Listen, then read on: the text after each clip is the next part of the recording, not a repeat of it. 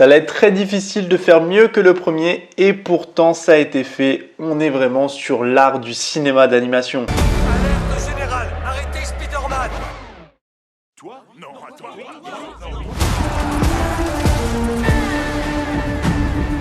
Hey, what's up tutu, j'espère que vous allez bien. On se retrouve aujourd'hui pour une toute nouvelle vidéo et surtout une toute nouvelle critique. Nous allons parler du film Spider-Man Across the Spider-Verse qui est du coup sorti le 31 mai 2023 au cinéma, qui est le film d'une partie 1 car la partie 2 sortira du coup en 2024 si tout va bien, car avec tout ce qui est problème de grève des scénaristes, c'est quand même assez compliqué. Avant de rentrer dans le vif du sujet et de vous parler de tout ça, de quoi parle le film? L'histoire raconte la vie de nos deux héros catapultés à travers le multivers où ils rencontrent une équipe de Spider-People chargée de protéger son existence, mais lorsque les héros s'opposent sur la façon de gérer une nouvelle menace, Miles se retrouve confronté à eux et doit redéfinir ce que signifie être un héros afin de protéger et de sauver les personnes qu'il aime le plus. Alors tout d'abord, on se laisse quand même la liberté et même l'envie de créer un film de plus de 2 heures. Et c'est vrai que pour un film d'animation, c'est tout de même assez rare. Et 2h20 de film, là-dedans, ça fait extrêmement plaisir. Sur le premier opus, on était sur les alentours de 1h50, 1h57 à peu près. Et là, sur le deuxième, on a quand même 2h20 hyper intense. Quand je dis hyper intense, c'est que vraiment, il n'y a aucun temps mort. Le scénario est bien ficelé, bien serré, avec des scènes qui sont quand même plutôt agréables. C'est-à-dire qu'on mixe entre les deux, que ce soit des scènes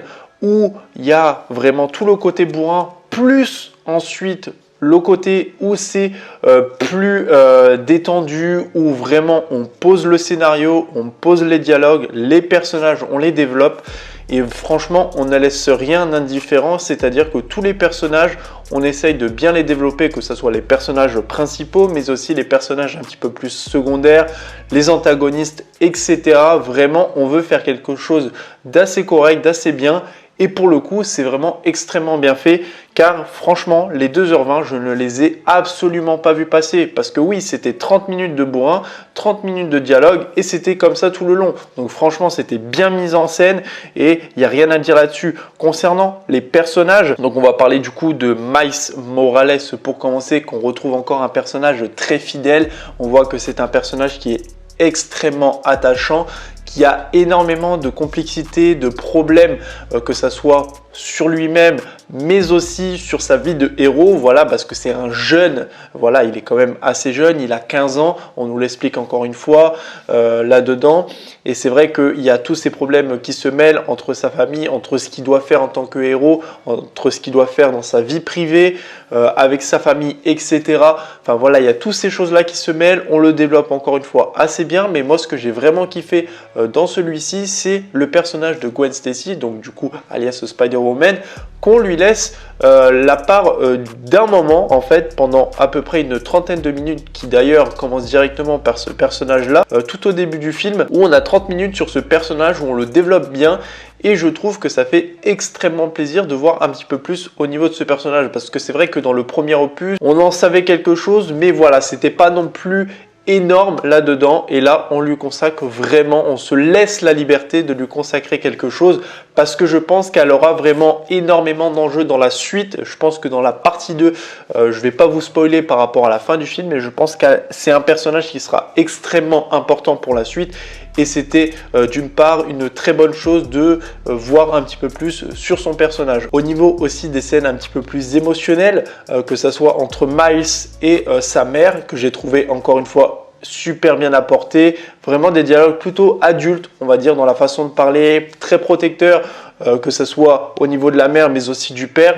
J'ai vraiment surkiffé, c'était hyper intéressant les dialogues qui étaient apportés entre les deux personnages, des scènes plutôt touchantes, et voilà, toute la remise en question, l'ouverture d'esprit, on va dire, entre ces personnages, mais aussi avec Gwen Stacy, où voilà, il y a aussi ce côté ouverture d'esprit un petit peu plus amoureux, on va dire, entre les deux personnages qui se retrouvent du coup dans deux mondes parallèles, qui ne vivent pas dans le même monde malheureusement. Mais voilà, j'ai trouvé une scène d'ailleurs qui se passe sur un espèce de gratte-ciel où ils sont, je sais plus si c'est un gratte-ciel, mais en tout cas une tour où ils sont tous les deux à l'envers et en fait on voit le décor de New York dans le sens inverse. Et j'ai vraiment surkiffé ce moment qui était plutôt touchant et que j'ai vraiment bien kiffé. Alors après, au niveau de l'animation qui est juste incroyable, il n'y a rien à dire là-dessus. C'est de l'animation que j'aime. Je sais que c'est de l'animation qui ne peut pas plaire à tout le monde. Beaucoup de personnes doivent détester ce type d'animation un petit peu bande dessinée, de l'abstrait, un petit peu comics aussi, parce qu'il y a vraiment toutes sortes d'animations. C'est vrai que sur le premier opus, on s'était laissé avec une seule et même animation. Et là, on se laisse carte blanche, vraiment Sony par rapport à ça. Ils sont vraiment remarquables parce qu'ils laissent vraiment le choix de faire ce qu'ils ont envie de faire. Et c'est vrai que pour le coup, on a vu toutes sortes d'animations qui pour le coup t'en met plein la vue. Franchement, j'avais des étoiles plein les yeux en voyant les différentes tâches d'animation qui ont pu être proposées, sachant qu'on retrouve dans le monde même où vit Miles la même qu'il y a dans le premier opus, mais après on a dans les autres mondes, donc dans tout ce qui est multivers, etc., on a différentes pattes graphiques qui sont apportées, qui sont extrêmement jolies. Franchement, il n'y a rien à dire là-dessus, j'ai vraiment surkiffé. Il n'y a pas de limite, il y a vraiment énormément de belles choses et on se balade vraiment entre différents mondes, différents dessins, différentes animations qui sont pour le coup vraiment ce que j'aime dans l'animation, parce que voilà, on sent qu'il y a un renouveau, de faire quelque chose 10 fois meilleur que ce qu'on a pu proposer autrefois. Et là, c'est vrai que pour le coup, je trouve que c'est quand même l'un des plus gros points de ce film, c'est l'animation. L'animation, on sait pourquoi le premier film avait obtenu un Oscar, parce qu'il y avait cette animation qui était juste incroyable, et encore une fois, on nous remet la même chose, et je pense qu'il y aura encore une fois une nomination pour ce film-là. Alors après, au niveau de l'exploitation du Spider-Verse, on avait déjà fait ça avec le premier, qui était déjà extrêmement cool, très bien apporté. On développe les personnages aussi. Pareil pour celui-ci, avec encore une fois tellement plus de personnages, parce que là du coup on se balade vraiment entre les différents univers. On a les antagonistes, on a énormément de personnages qui sont apportés dans le Spider Society, que ce soit Miguel qui joue du coup le Spider-Man 2099 si je me trompe pas, oui c'est ça, qui lui du coup gère la Spider Society, qui est vraiment intéressante. J'ai pas envie de développer les personnages parce que je vous laisse vraiment découvrir ces personnages-là qui sont vachement intéressants, que ce soit lui, que ce soit Obi, d'autres personnages qui sont apportés. Il y a aussi la Tâche, antagoniste dans le film, qui a vraiment une arche hyper intéressante, surtout entre Miles et du coup la Tâche, que je vous laisse découvrir. Mais il y a énormément de révélations dans le film qui pour le coup m'ont extrêmement bluffé. Surtout qu'on arrive à peu près dans les 30 dernières minutes du film, où vraiment c'est un enchaînement de révélations, de bonnes choses. Franchement, il n'y a rien à dire. Pareil aussi au niveau de l'humour qui est apporté dans le film, qui est toujours aussi drôle entre chaque personnage. J'ai vraiment rigolé sur la plupart des moments où il y avait cet humour que j'aime beaucoup. Et encore une fois, c'était vraiment intéressant. La musique pour le film est pour ma part peut-être le plus gros défaut, on va dire.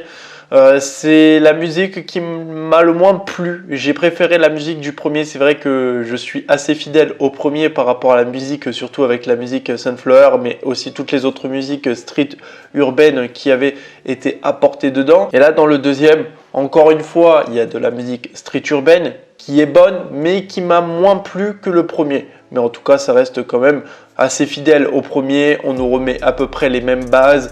Les musiques sont quand même assez bien apportées sur chaque scène où on nous en met. Donc ça, pour le coup, il n'y a vraiment rien à dire à ce côté-là, car elles sont tout de même bien ajoutées dans le film. Donc vraiment, pour en conclure, le film est hyper intéressant, que ce soit dans le fond et dans la forme. Au niveau de l'animation interchangeable qui est juste incroyable, une histoire bien ficelée sur l'univers de Miles et qui ne perd pas du tout le spectateur pendant 2h20 de film, car tu ne les vois absolument pas passer, car il y a énormément de choses exploitées, comme je vous ai dit, entre bourrin, scénario bien posé, mais aussi énormément de révélations. Il fait vraiment un film où tu es vraiment pris dedans. Donc si tu as aimé le premier, il est impossible que tu n'aimes pas le deuxième, parce que tu vas t'en prendre encore une fois plein la vue. J'espère en tout cas que cette vidéo vous aura plu. N'hésitez pas à me dire dans les commentaires si vous avez vu ce film et qu'est-ce que vous en avez pensé, ça m'intéresse énormément de savoir tout ça.